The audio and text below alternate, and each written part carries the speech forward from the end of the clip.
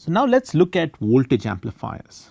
Okay. So, the lectures over the next few slides will have a very strong flavor oriented towards circuit design, and we will cover some very fundamental aspects of how to analyze and how to build some basic circuits. But nevertheless, the point is not the point of this course is not so much in perfecting the methods of analysis of circuits, but rather trying to understand at least qualitatively as to what happens, and then connect those properties of the circuit with the device physics of the device being used. And in this case we have completely focused on only using MOSFETs. So, it is essentially going to be connecting the device properties of the MOSFETs with the behavior of the circuit. So, let us so in our discussion of a voltage amplifier, we should start off by looking at what an ideal voltage amplifier is, and firstly what is a voltage amplifier and what is it used for. So, let us say you have a sensor.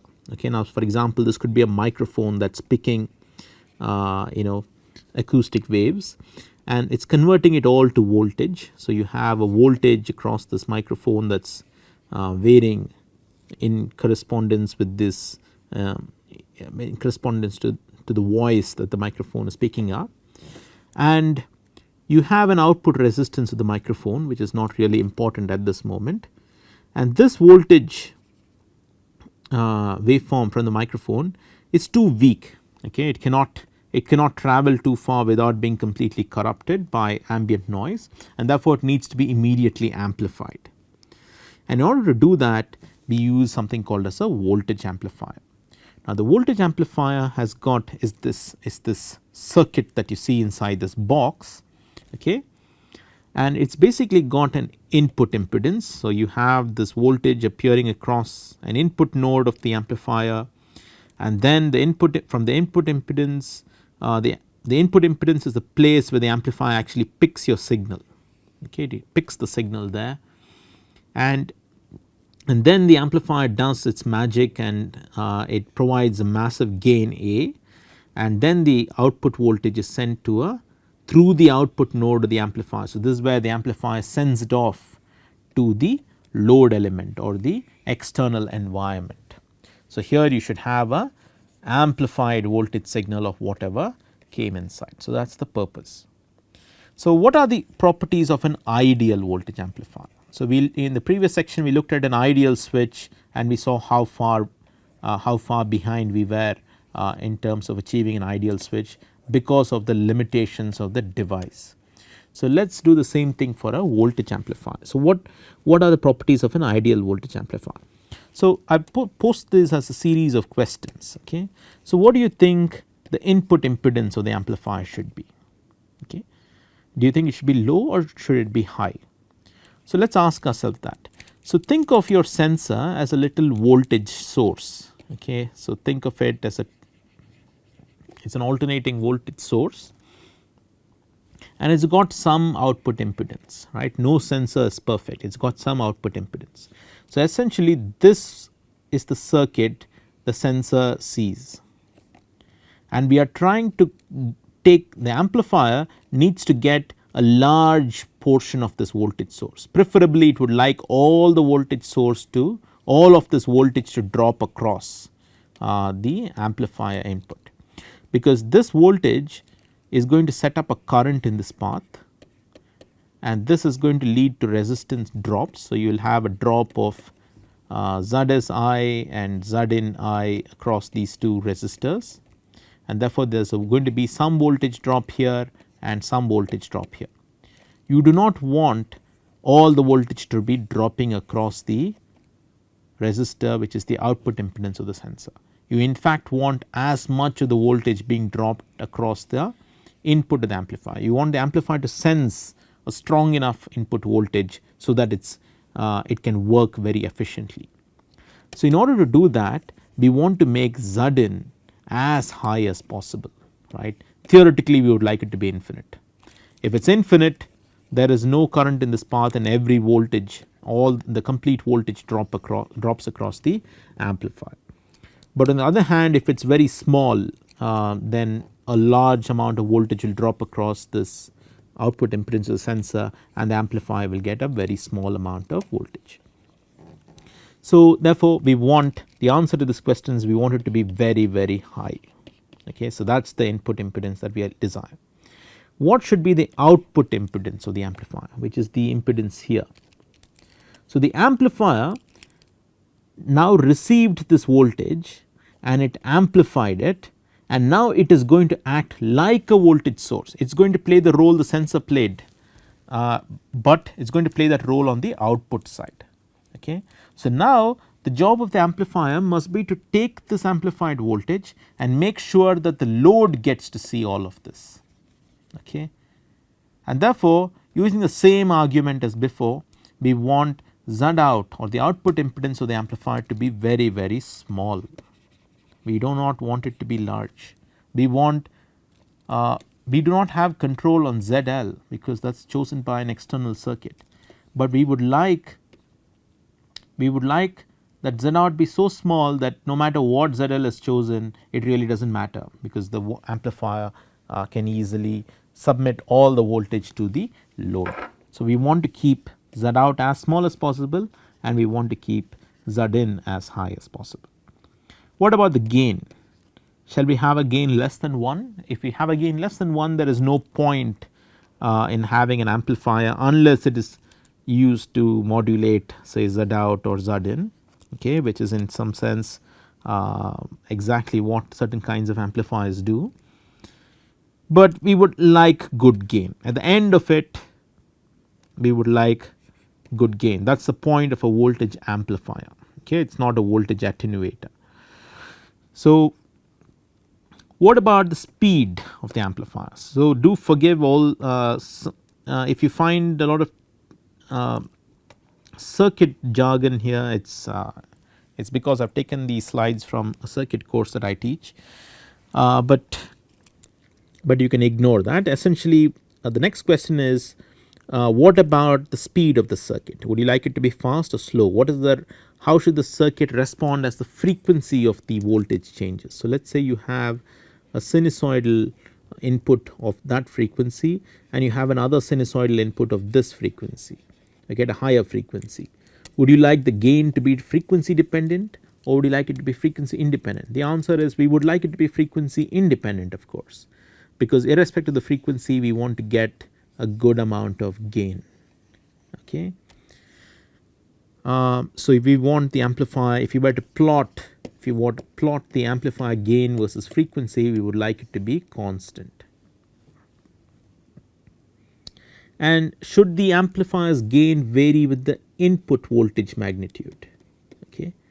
So what happens if I have a frequency fixed but the input voltage varies, it just doubles in size? Would you like the gain to vary? Okay.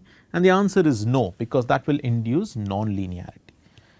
Okay. So, so there are several aspects that we will not talk about in these lectures, but there are some aspects that we will cover, but nevertheless these are the properties of an amplifier. So in general you will see that all the MOSFET amplifiers, all the voltage amplifiers have a tendency to work in a manner shown here. Okay. So just an analogy, because we have always used this analogy of water in a bucket to understand Fermi levels, to band and to Boltzmann's coefficient, etc. I have continued with the same analogy here. So imagine two pipes. Okay, so one is a large pipe and other one is a much narrower pipe, and both these pipes have got a certain amount of water. There is a continuous volume of water that fills these pipes. Okay, this is all water, and the amount of water is charge. So the amount of water is essentially charge, and the fluctuation in this level of water is the voltage. So this is voltage. So we design an amplifier such that one pipe is very wide and the other pipe is very narrow, and we design it such that the input sensor submits a fluctuation here which allows the water to move up and down a little. Okay, the input voltage is very So, this is the input voltage. The input voltage is very small, but since the flux has to be the same, or the current through these two pipes, the flux of water has to be the same, a small fluctuation here simply because the geometry of this design becomes a very large fluctuation there. Okay. So, that is exactly how a voltage amplifier works, that is the best intuition. Okay. And this, so these are basically going to be constructed with two devices. It could be a resistor or a transistor acting as a thin capillary, which is called as the load, and a MOSFET acting as a large capillary, which is called as the driver. So, when we say driver, it is the device that is going to receive the input signal and which is going to modulate the current or the flux through the circuit, and the load is the one that is going to receive this change in flux and it is going to drop a voltage across it, which is the amplified version of the input voltage received by the driver. So, this is the voltage amplifier. So, this is a very good intuition to what the voltage amplifier is going to do, and you are going to see this happen in all the different circuits. Okay. Now, before we begin, so now what we are going to do now is going to draw some topologies of circuits and we are going to perform an analysis, because without that analysis you are not going to be able to feel the operation of the amplifier, and you are not going to be able to relate the operation of the amplifier to the device properties that are required. So, therefore, do bear with me. So, what we have defined here is the different symbols that you will see. So, everything in capital is refers to DC voltages. These are not fluctuating, these are constant values, these are DC levels, and everything in small alphabets refer to AC or small signal responses. And why do we use all these small signal? Because we want to linearize the MOSFET, we want to linearize the device. Okay, so, that is going to be the output voltage of the MOSFET, that is going to be the input signal received, that is the output signal, that is the current through the MOSFET, and these are all small signal terms. And what is the gain of the voltage amplifier? It is a small signal output voltage divided by the small signal input voltage. Okay. So, we will always be trying to calculate the gain. And what is the input impedance of the amplifier? So, we are always talking about small signal parameters. It is the input voltage, the small signal input voltage fluctuation divided by the small signal input current into the circuit. And what is the output impedance of the circuit? It is the output voltage divided by the total current that is coming out at the output. Or in fact, yeah, we will look at certain techniques to look at all this. So, the very first circuit we will study is a series combination of a resistor and a MOSFET. And if you remember your capillaries, the two capillaries with water, we said that that was the load and this is the driver. So, here we have the driver and we have a load. So, we have a load element which is the resistor, and we have a driver element which is a N channel MOSFET. Okay. Okay, so, this is the way the circuit is connected. So, you see a power supply here, and the power supply is in capital VDD, that is ground, and the power supply is designed so that there is a DC voltage V out which is not shown here. There is a DC voltage V out which is kept here such and there is a DC voltage V in which is not shown here, and everything is done so that the MOSFET is in saturation. So, we will, while building voltage amplifiers, we will always try to keep the MOSFET in saturation, and I will tell you why. Okay. The MOSFET is going to be in saturation mode operation, which means that the DC value of the input signal. So, the input signal has got a certain DC value and it has got a small fluctuation around, and this is the AC signal. And similarly output, you will find that there is a DC value to the output, and then the amplified input is going to fluctuate around. So, that is your V out, small V out, and it is the small V out by small V in which is going to be the amplifier gain. We are not interested in capital V out by capital V in, okay. But the capital V out and capital V in are chosen by some external circuits. It is already designed in such a manner that the MOSFET is in saturation, and this is going to be the case everywhere. We are never going to show these DC values, we will only show the small signal values, and the MOSFET is in saturation everywhere. So, V out, the MOSFET has to be in saturation, your capital V out must be greater than small V in minus V t, because this is VDS, that is VGS, and that is VT.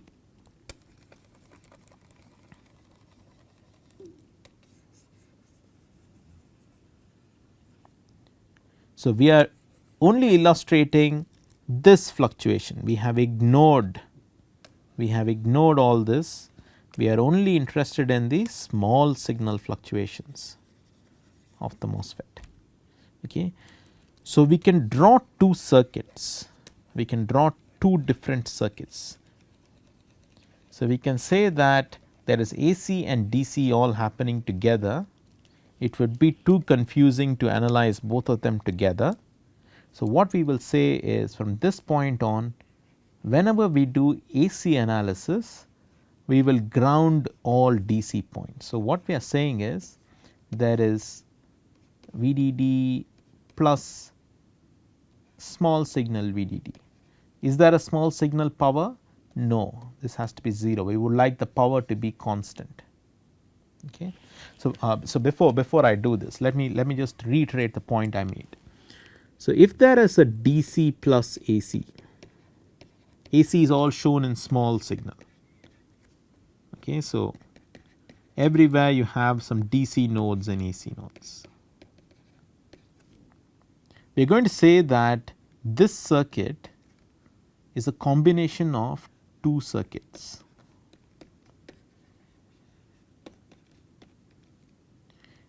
One of them is purely DC, we will only look at DC. So, we will only consider capital DC everywhere, and the other one is only AC, we will only consider capital the small AC signals everywhere. Okay. So, we are only interested in analyzing this AC circuit because we are only interested in small signal analysis, and when needed we will do the large signal analysis. Okay. So, now I probably should have made a separate slide here. So, I apologize if it is not clear, but you can always send me a mail. So, now let us try to build our two different circuits. We have capital V in plus small v in going here, we have capital V out plus small v out going here, we have ground and there is no small signal here, ground is DC ground, it is AC ground, it is ground. Okay. And the power supply is constant, okay, it is a DC voltage and there is no small signal fluctuations here. So, there are no small signal fluctuations in power supply and ground, definitely these are not desired, you want your power supply and ground to be as steady as possible. So, what is the AC circuit for this? If we draw only the AC circuit, so we will only consider these portions. Okay, and if we draw the AC circuit, we find that this is ground, the power supply can be thought of as AC ground, although it has got a large DC voltage. The output node will only have V out and the input node will only have small signal V in. And what is a DC circuit? The DC circuit will have your ground. Now, you cannot ignore the power supply, there is a large DC voltage, there is some AC I mean DC voltage at the output and there is a DC voltage at the input. Okay. So, this understanding is key. Okay. You need to understand what we are doing here before we proceed. And we have now biased this circuit in such a manner that it is in saturation. You want to keep this transistor in saturation. So, what do you mean by saturation? Let us go to the DC circuit. We want the current in the transistor to be beta. Okay. So, beta is nothing but my mu Cox W over L by 2. So, that is called as beta. So, we want the current through this transistor, it is in saturation. So, it is mu Cox W over L by 2. So, that is the current in saturation is mu Cox W over L by 2 into VGS minus VT the whole square. So, which we are writing as beta into VGS minus VT the whole square, and we want that to be beta into Vin minus VT the whole square. So, that is your VGS. And what is V out?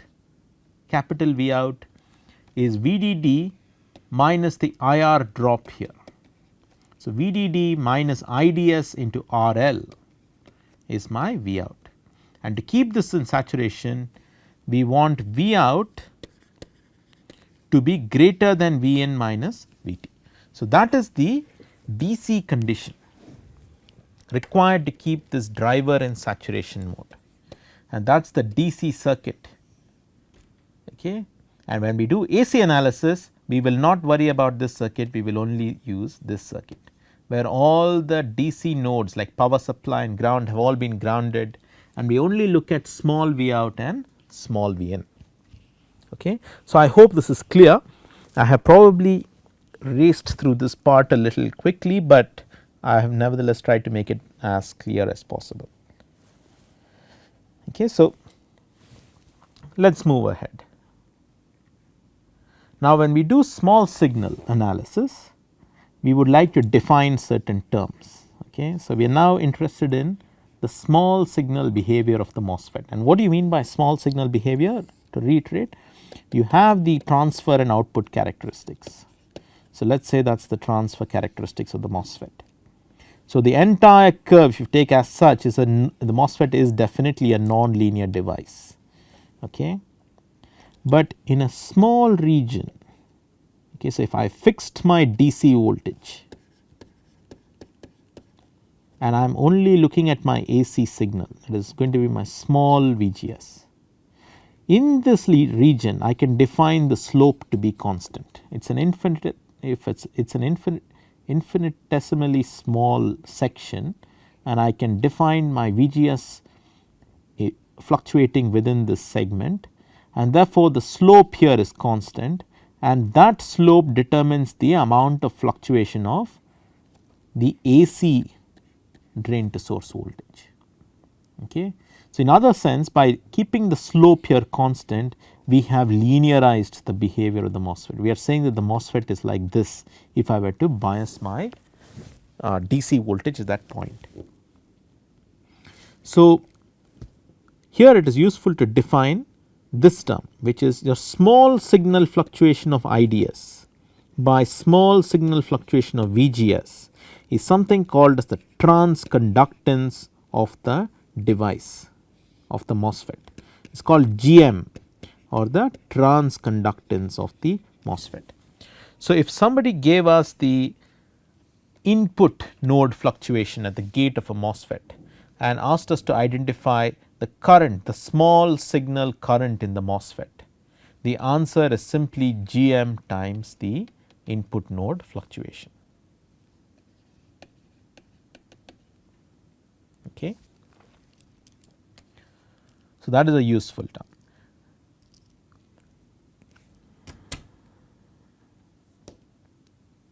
So, now we are all set to go ahead and do the AC or small signal analysis. Okay. Small signal analysis or AC analysis of the circuit.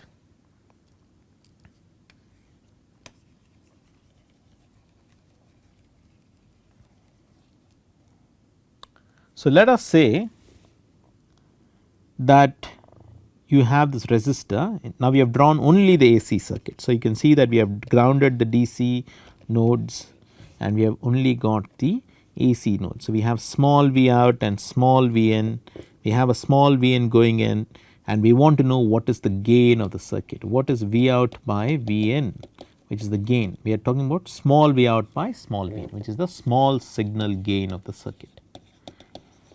So we said that this is an amplifier. So what is the gain of this amplifier? So all you have to do is solve Kirchhoff's law, current law at this point. Just solve Kirchhoff's current law at this point. Which means what? Which means all the current going in here is equal to the current coming out here. Okay. So what is the current from here to here through this resistor? It is 0 minus V out, that is the voltage drop across the resistor, divided by RL. Okay. That is the current in this direction, and that current, so you should keep the direction it is very important to keep the direction right. Okay.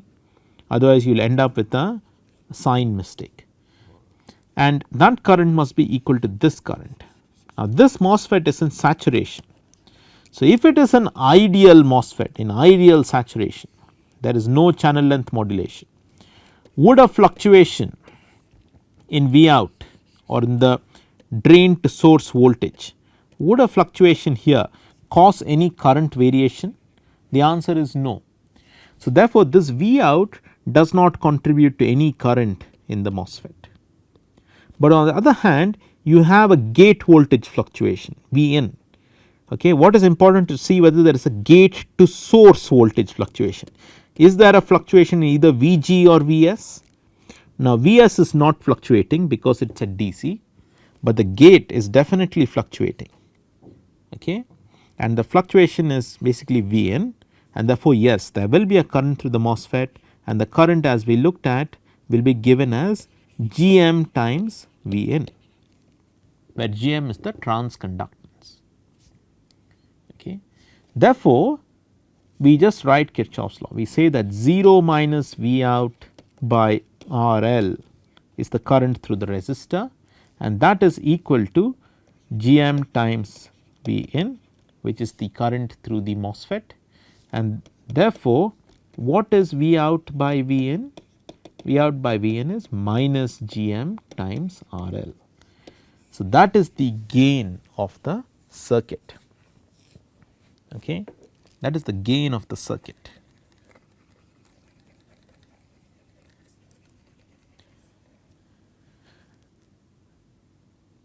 So now let us connect all this to the device physics. This is quite easy. RL is simply an external resistor. The only thing that you need to worry about is Gm. So what is Gm? Gm is dIDs by dVGS when the MOSFET is in saturation. Okay, it is a small signal. It is telling you what is, how much the current varies when the voltage varies. So the small signal V current through the MOSFET divided by the small signal gate to source voltage, which is basically a dIDs by dVGS in the MOSFET. So in saturation mode, your IDS is beta, okay, or which is your mu Cox W over 2L into VGS minus VT the whole square. So what is dIDs by dVGS? dIDs by dVGS is mu Cox W over L into VGS minus VT. So that is the transconductance Gm. So we already know what mu depends on, we know what Cox depends on, and we know what Vt depends on. Okay, it's got a very, it's quite coincidental that this Gm value of a MOSFET in saturation is the same as the inverse of the R-on value for a MOSFET in linear mode. Okay. So you can, it is basically the inverse of the, is 1 by the R-on of the MOSFET, but when the MOSFET is in linear bias, in deep linear bias. Okay. So the second thing, so we already understand the device physics of that. So there is nothing new to connect here. So the other thing to note is this negative sign. Okay, why is the negative sign occurring? Okay, so it's showing that when V in goes up, V out is actually coming down. Okay, it's phase shifted. And why is that? That's actually quite easy to understand. Okay, so if you were to look at the DC circuit and AC circuit together, let's put the DC and AC together. Essentially, if this voltage goes up, the current in the MOSFET increases. And if the current in the MOSFET, so this is the gate voltage of them. So if V in goes up, the current in the MOSFET increases. If the current in the MOSFET increases, the voltage drop across the resistor increases. Okay, so that is V out. And what is V out? V out is VDD minus the current into RL. So if the current increases, V out comes down. Therefore, if V in increases, V out comes down, and if V in decreases, V out goes up, and therefore there is a negative sign here showing the phase shift. And finally, look at this pattern. Okay, so you start observing this pattern. You have GM into RL. So it's this an amplifier is like a lever. You have a driving strength into the load output impedance. So you will always find, no matter how complicated your voltage amplifier circuit, you will always find that there is an effective transconductance of the driving stage multiplied by the effective output impedance of the circuit will be the gain of your circuit. Okay, but it is alright if you do not observe the pattern for several cases, it is just a matter of practice. Okay, so this is how you calculate the gain. Now let us calculate, I will show you the technique to calculate the output impedance of the circuit So we want to know, so this is the circuit we analyzed, right. So we want to know what happens, what is the impedance. So suppose there is another stage here, okay, the circuit is going to drive some other stage. Now when this stage looks inside the circuit, we want to know what is the impedance it sees, or in other words what is the output impedance of the circuit. So if you go back to our definition of the voltage amplifier here, okay. So we have understood what the gain is, okay, but we still did not understand the input impedance and the output impedance, okay, and we are now looking at the output impedance, which is if this circuit here were to look back, okay, into this amplifier, what resistance would it see here? What is the value of that resistance? Okay, we ideally want that value to be small. So, it is good to understand what constitutes that value. So, you want the gain to be large, and we already saw that the gain is dependent on GM into RL. So, now let us see what constitutes the output impedance of the circuit. So, in order to calculate the output impedance, what we do is we just get rid of all our input signals. Let us just take the circuit alone separately. Okay, let us say there is no input being applied. So, if there is no input being small signal input being applied, the input node is also grounded, and the power line is grounded, the ground is ground because we are doing AC analysis, and we will apply an artificial test voltage here. Okay. So, what we will do is we will apply a test voltage. It is an artifact, we are just doing an experiment, a thought experiment, and we will measure, we will try to calculate the current that will go inside this circuit. Okay. We will apply an artificial test voltage and we will try to calculate the current that will go inside the circuit, and this small signal test voltage divided by the small signal current will basically be our output impedance of the circuit. Because if I were to put this entire circuit in this black box and say it has got some output impedance, what we are doing is we cannot see inside this black box, but we are saying that we are going to drive, we are going to apply a test voltage here, we are going to send a test current here, and this ratio is basically going to be my R out. Okay. So, let us see what the currents are. Now, if you were to do this, okay, what are the currents? We just solve Kirchhoff's law here. So, where will the currents go? So, this IT will go, it sees two paths, it can go down this way and it can go down that way. Okay. Now, what is the current through the MOSFET? The MOSFET is in saturation, and any fluctuation at the drain to source node is not going to create any current. So, ask yourself, if the MOSFET is in saturation, the fluctuation in VDS really does not matter, there is going to be no current, okay, if it is an ideal MOSFET, because we are not considering channel length modulation. If we consider channel length modulation, yes, there will be a current. And is there a gate voltage fluctuation, a gate or source voltage fluctuation, gate minus source, right. So, gate or source voltage fluctuation will create a current, but since there is no gate voltage fluctuation, the current is again 0. So, therefore, the current through this path due to this test signal that you apply is 0, there is no current through this path. All the current only goes through this path. And what is the current in this path? It is the Vt that you have applied. So, it is going to be Vt minus 0 minus this node, which is 0, divided by RL. So, therefore, my output impedance is equal to Vt by It, and what is It? The It is 0 through the MOSFET plus Vt by RL, which means that my output impedance is simply RL. So, the output impedance is determined by the load. It is just a method to show you how to calculate the output impedance.